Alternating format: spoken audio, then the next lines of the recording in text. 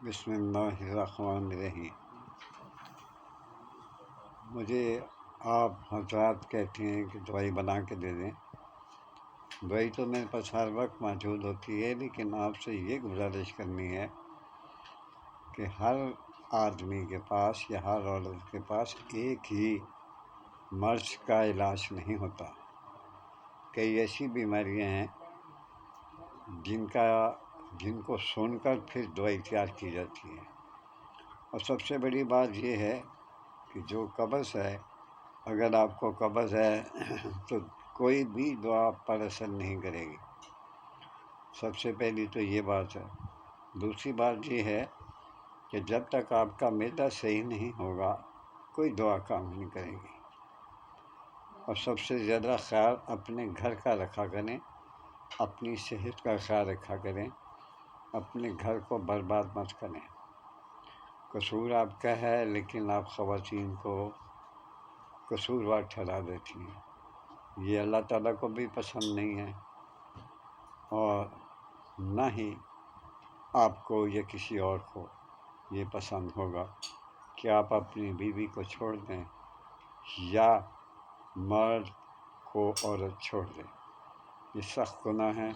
صبر سے کام لیں، اور ہر مرض کی دعا ایک ہی نہیں ہوتی۔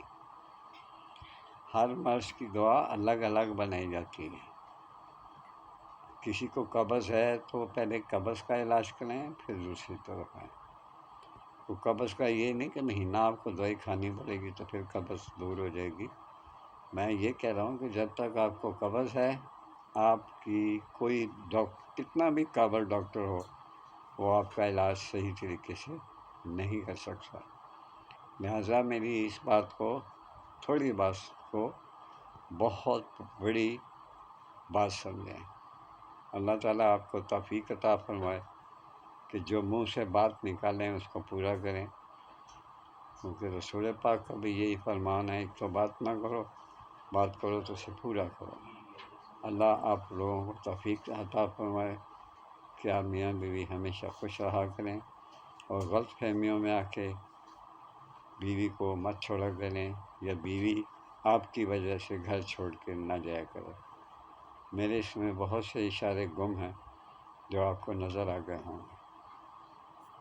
کچھ علاج ہوتا ہے 7 دن میں، کچھ علاج ہوتا ہے 15 دن میں، کچھ علاج ہوتا ہے 1 ماہ میں۔